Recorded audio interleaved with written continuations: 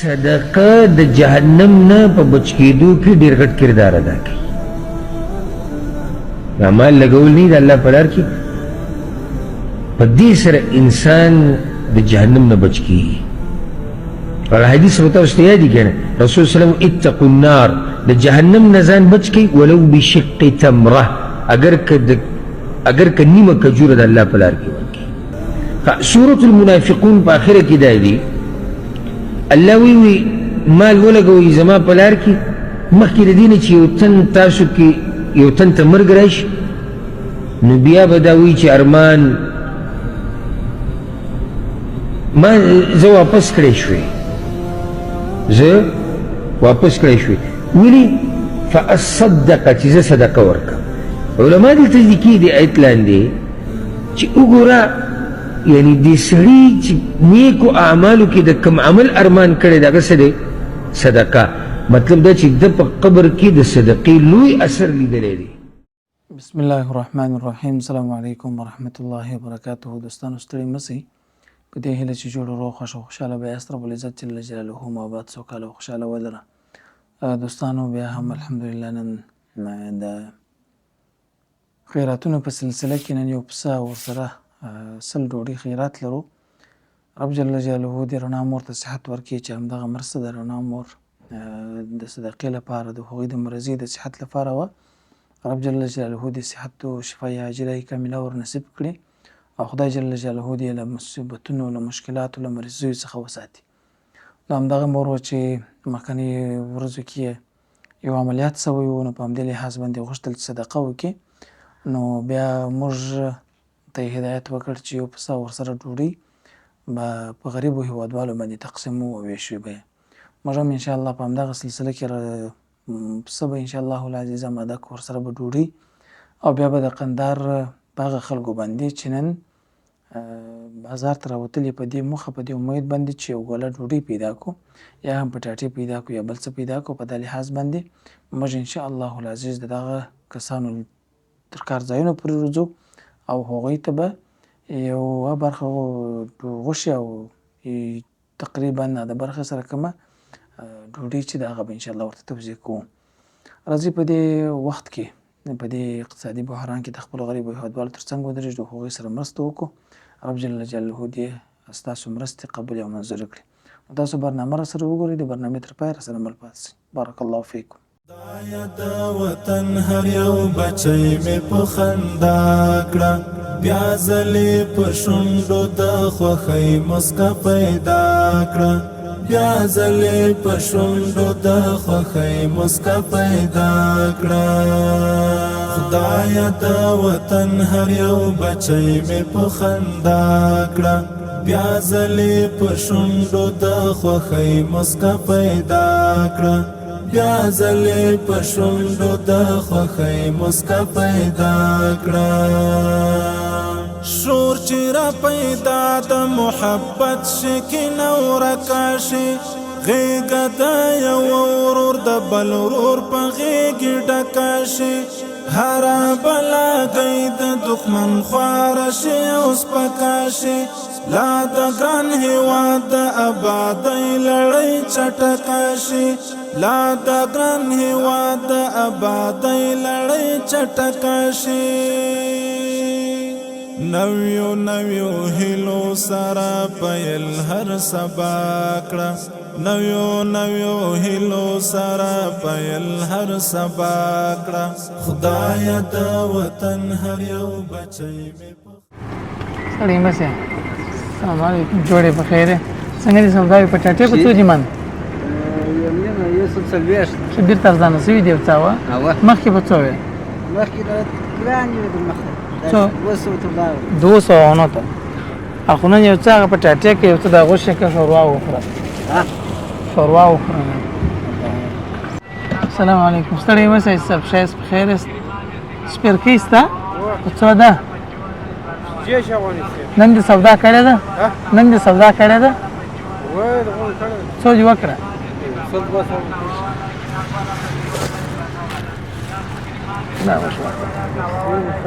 الله دې خیر درکړي. السلام علیکم. ستړي مسئ، څنګه یاست؟ په خیر یاست؟ مسافر یې؟ و کوم ځای سره راغلي یاست؟ د کابل څخه کابل څخه و څنګه چې کارونه مو بس الله پاک راضي شي. ښه د ورځې څو سودا کوې؟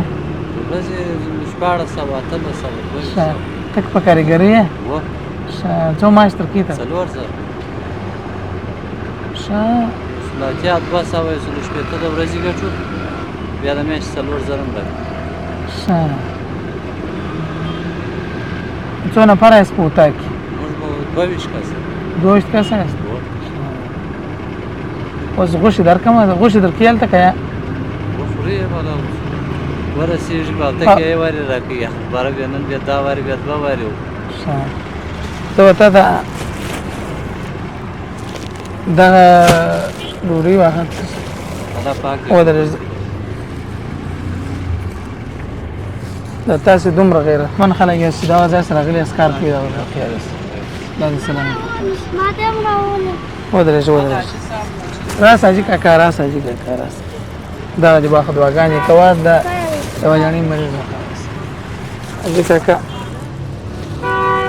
دعاګانې کوه دا چیرې دي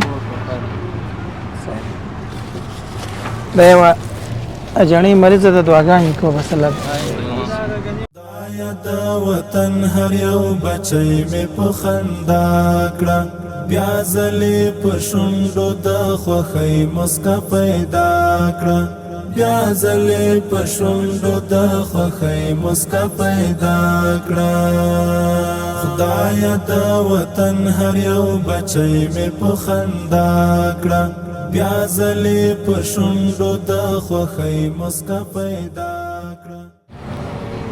ستړی مه شې حاجي صاحب محترم السلام علیکم جوړ یاست په خیر یاست خیریت دی خیریت الحمدلله جي کاکا ته چیر روان یې د خیره چیر روان یې خوري کارو دغه وشو دعاګانې کوه یوه جڼۍ دعاګانې کوه مریض ستړی مه شې السلام علیکم صاحب ښه یاست په خیر یاست خدای دې وبخښه خدای دې وبخښه وده دغه حاجي صاحب هم راشي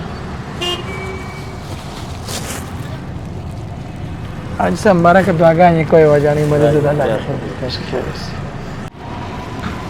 حاجي صاحب ستړی مه شې سلامت اوسې څه شي خرڅوې دا به پکان تر پاکونه نن دې سودا وکړه که یا نن دې یو شی خرڅ کړه یا ولا کوم څه وسه سلام ته دا غوښو ډوډۍ واخه ماښام ته ورکړه امین کې باندې دیم در سره دا یا ما سره نه کنه ستاسو ځای ته چیرې زه د پروانې مې پروان د دې اتاق لري را پاتې ولا کبل را سره وس یو شی پاتو ولا کبل دا ګاډي به وسرانی ولا سره دا ګاډي ورکړي ښه څو اتاق کې څو کسان یاست او اتاق کې څو نفر یاست موږ ته کسې دا دې ورځې دا ډوډۍ واخه بس ماښام شوروا ورته پخه کړه دا ګوره دا یو شی یو خدایا د وطن هر یو بچی مې په خندا کړه بیا ځلې په شونډو د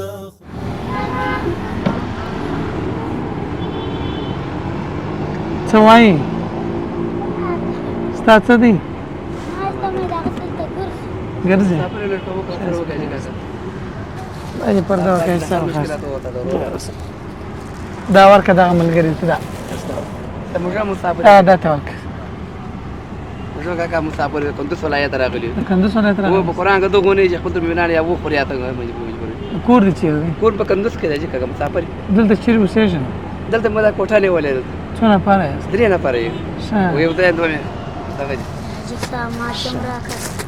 دا واخه دا دې ماښام الله پاک د هر مشکلات ورته امین کې الله دې خیر درکړي السلام علیکم صاحب ستړی مه شې ښه یاست په خیر دا څه شي دی حاجي صاحب دا خدای کړی دا چیرې وړې سوته ورته څو ته وړې کور ته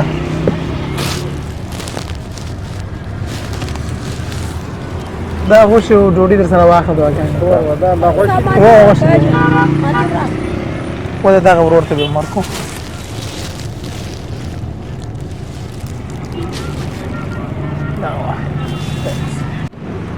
ستړی مه شې څنګه یې ښه یاست بانګیان رانیولي دي خرڅوې دا اګر د څو پیسو مال دی دا 1500 1400 دی نن دې خرڅ کړی څو یې که څو یې خرڅ یو دوه سم سودا کړې دانه به څو دي منګی پنځه سم دی په جیش هم دی ته دانه راکړه کوچنی دانه دوستان به هم وویني دلته خو اوس افغانستان کې بلا د دغه شی اوس ډېر سیزن دی دغه اوبه پکښې خېږي هغه دا سر کې جالي راځي بیا پر بام باندې ایښودل کېږي چې اوبه ښه یخې شي څښل کېږي هوا د ورځې څو پیسې ګټې واخله هغه 2 سوه 2.5 سوه چې 200 2.5 سوه څونه وخت کېږي په کور کې تاسې غوښې نه دي پخې کړي چیرې 2 ورځې راشي په هغه دې چې شي غوښې پخ کړي وې تېره جمعه ورځ هغه څه وی چا در کړي وې که مو رانیولې وې د موټر والا د موټر والا در کړې نن دا دې بل موټر والا در باندې پېښ شو خدای دې خیر ده د دعاګانې که دا ډوډۍ هم واخله ښه بس الله دې خپل کړي سلامت دوستانو دا نننۍ برنامه د رڼا مور خیرات رب جل جلاله دې قبول او منظور کړي او خدای جل جلاله دې شفای عاجله کامله ور نصیب کړي نو موږ او تاسو الحمدلله تاسو برنامې را سره ویني دعاګانې کوئ او په دې هیله چې نورې دعاوې هم وکړي او موږ الحمدلله په کندهار کې د خپلو غریبو هېوادوالو کارځایونو ته روزنه ولاته هغه څوک چې کچره ټولوي هغوی ته ټولو ته موږ رسیدګي وکړل او هغه مرسته چې زموږ سره وه چې وچه ډوډۍ او غوښې وې هغه مو ورته ورسول تر بلې برنامې چې ستاسو درانه چوپړ ته راځو ستر خالق لا یزال متعال رب جل جلاله مسباب السلام علیکم ورحمة الله وبرکاته